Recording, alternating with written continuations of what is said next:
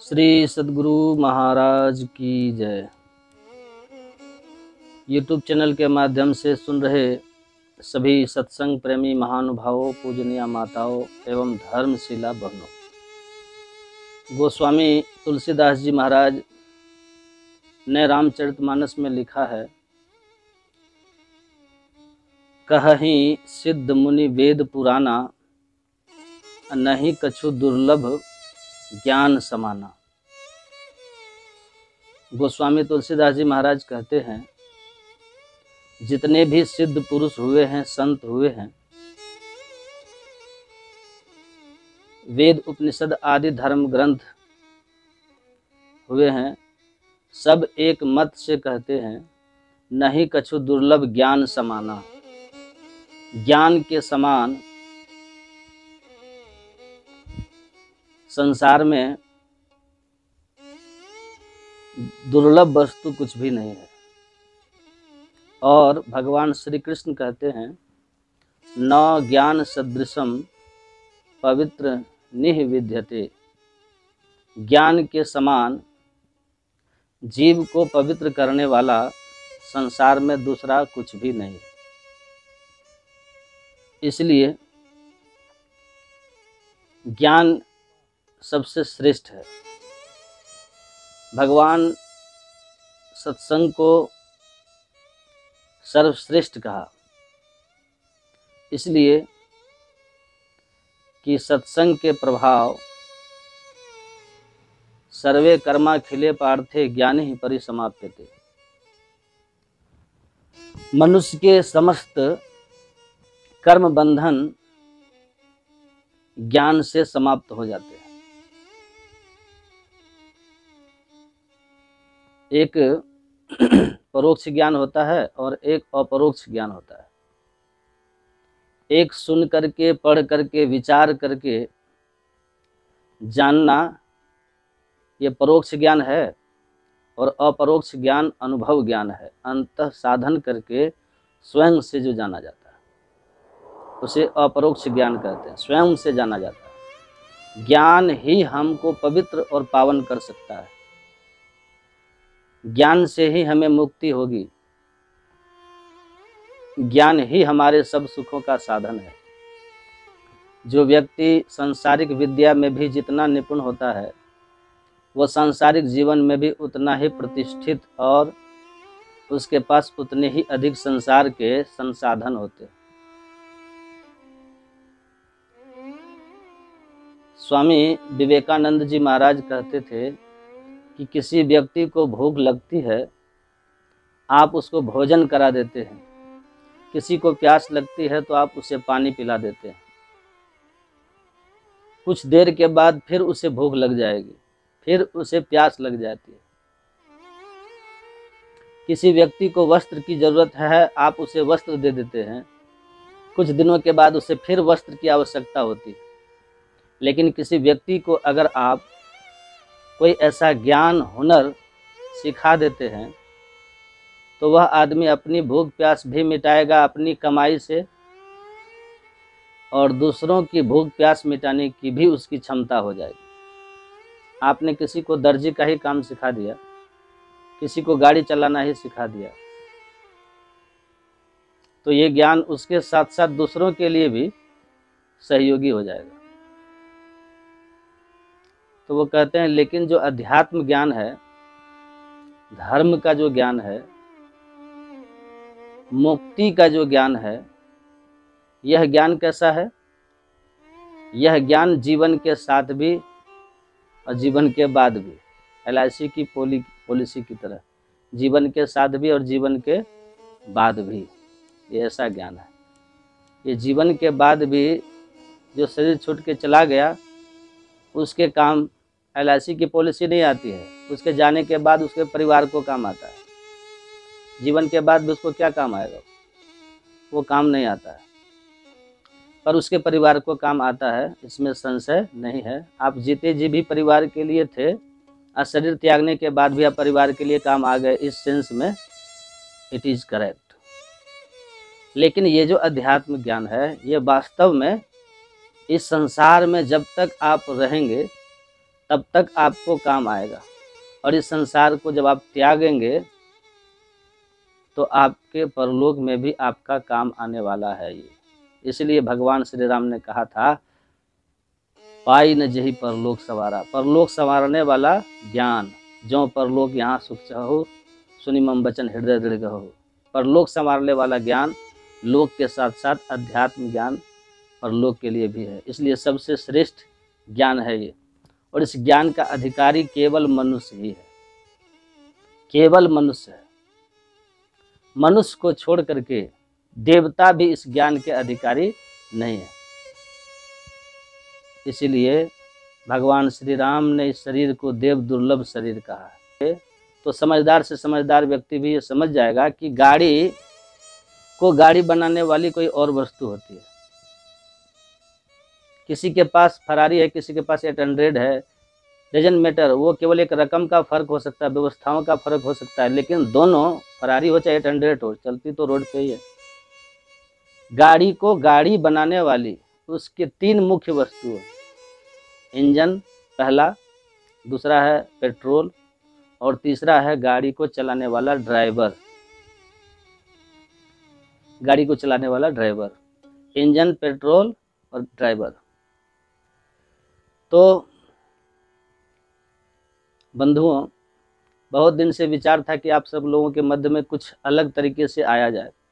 सत्संग के द्वारा, यूट्यूब चैनल के माध्यम से आने का सौभाग्य मिलता रहता है, लेकिन बदलाव लाने की भावना से कुछ गुरुजनों के रहस्य जो आज तक नहीं पता चले, तो अध्ययन श्रवण करने को मिलता है। कई विषय हैं जो कभी पढ़ने का सौभाग्य नहीं मिला, उसे पढ़ने सुनने का सौभाग्य मिलता है। तो इच्छा हुई क्यों ना एक सत्संग पाठशाला के रूप में आपके बीच में आऊं, और अकेला मैं ही न चलूं, बहुत लोग चलने चाहिए। इस भाव से मैं चैनल पे आया हूं। आप सब लोग बहुत ध्यान से एक एक प्रसंग को श्रवण करें। कुछ अनकही बातें, कुछ अनकही कहानियाँ, कुछ अनकहे तथ्यों को आपके मध्य में मैं प्रस्तुत करने का प्रयास करूंगा।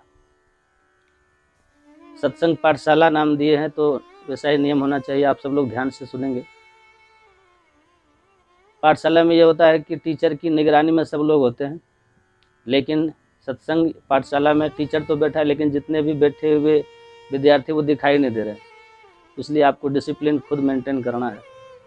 इस पाठशाला का एक नियम और रहेगा कि जो भी कोई प्रसंग मैं आपको सुनाऊंगा वो प्रसारित करूंगा।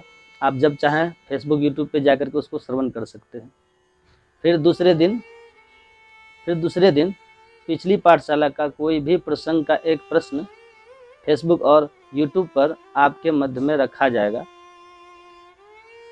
1 घंटे का समय दिया जाएगा। उस पाठशाला में बताए गए प्रसंग के प्रश्न का उत्तर आपको 1 घंटे के भीतर देना है।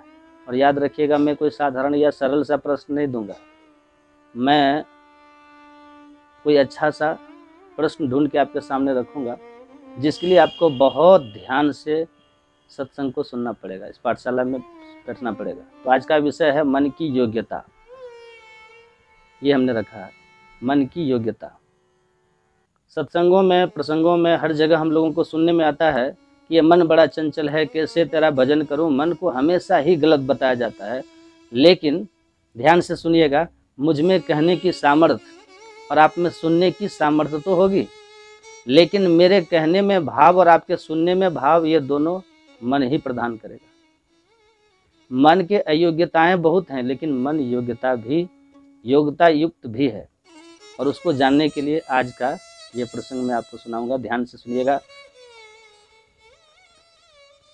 गाड़ी की विशेषता उसके लुक से, उसके रंग से, उसकी व्यवस्थाओं से नहीं होती है।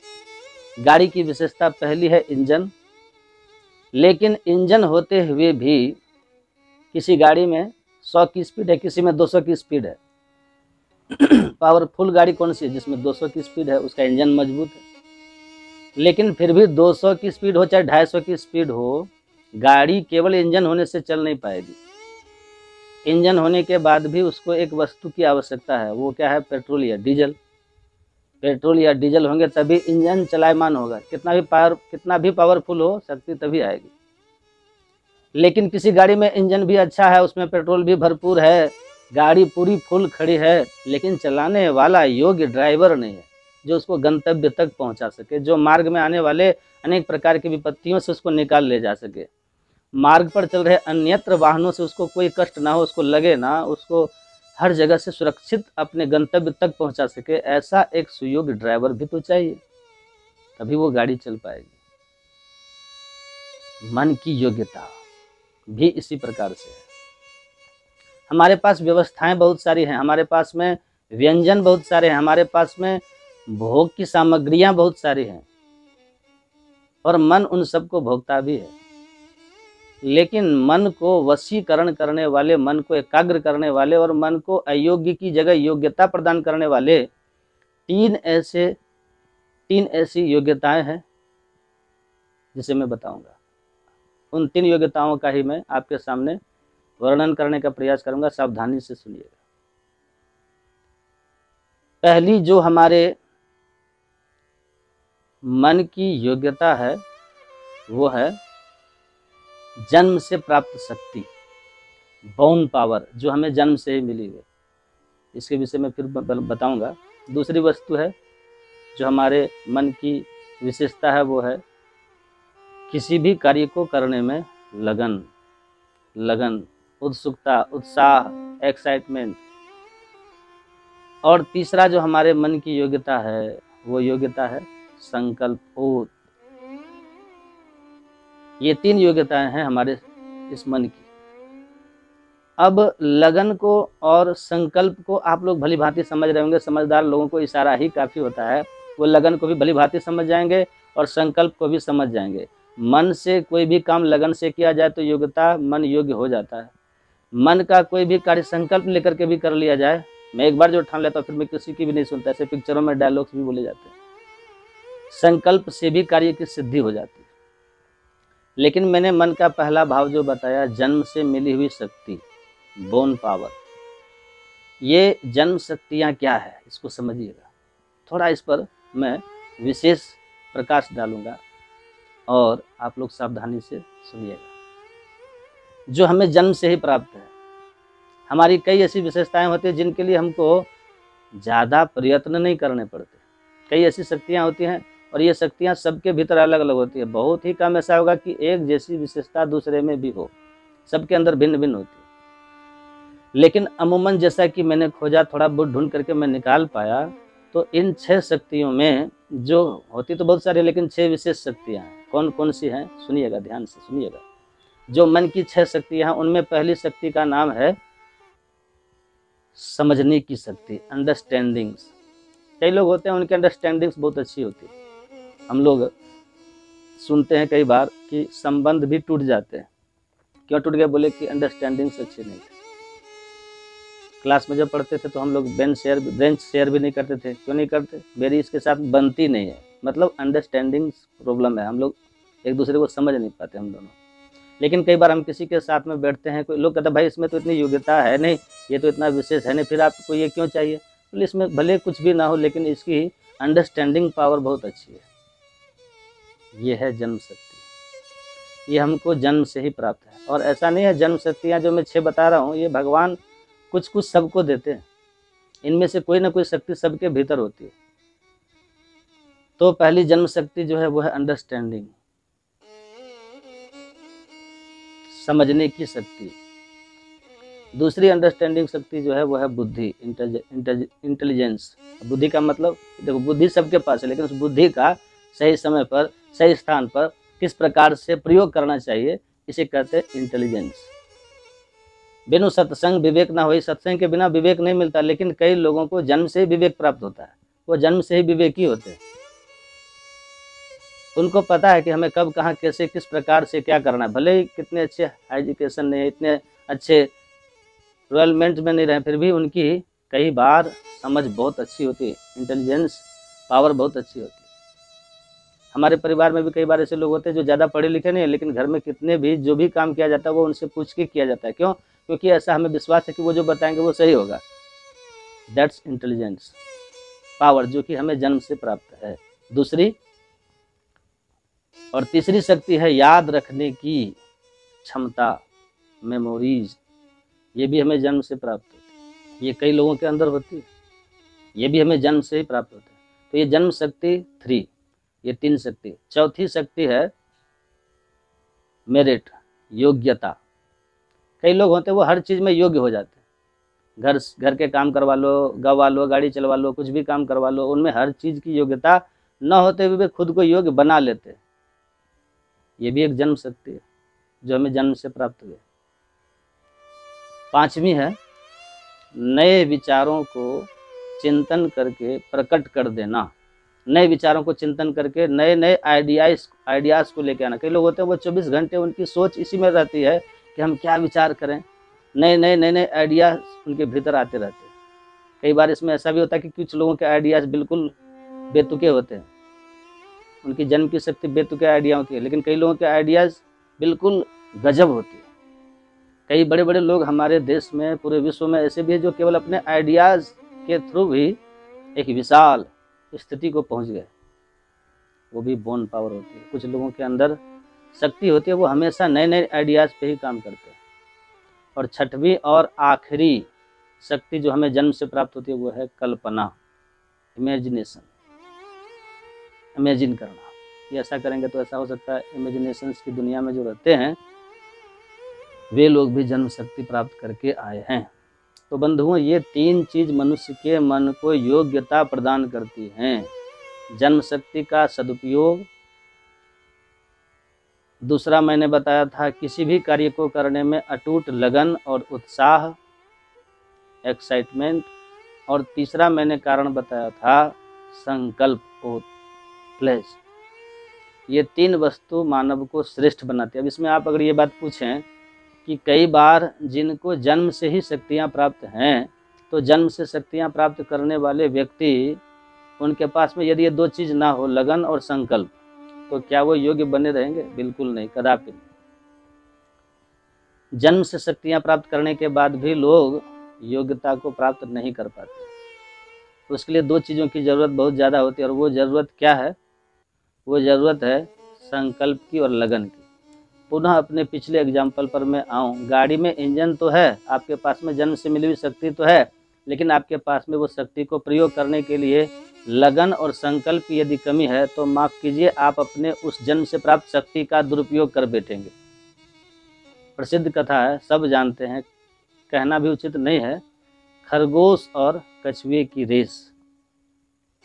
खरगोश में तीव्रता जन्म से मिली है, और कछुए में धीमे चलने की चाल भी उसको जन्म से मिली हुई है।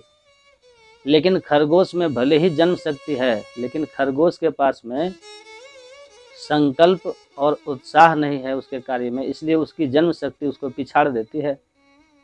कछुए के पास में भले ही तीव्र चलने की शक्ति ना हो, लेकिन उसके अंदर जो संकल्प है, उसके जो लगन है, उससे वो जीत जाता है रेस। तो मन में बड़े दोष हैं, लेकिन मन के लिए 3 विशेष गुण हैं। आज की सीख यही है, सबसे पहले तो अपने जन्म शक्ति को खोजिए कि क्या है। मैंने 6 शक्तियाँ बताई, इनमें से कोई ना कोई शक्ति तो जरूर होगी। उस शक्ति को अपना बल बनाइए, और उस शक्ति को अपना बल बना करके फिर अपने कार्य में लगन और संकल्प के साथ में आप उतर आइए। इस जंग को आप जीत जाएंगे। तो यही आज का विषय था, मन की योग्यता। श्री सद्गुरु महाराज की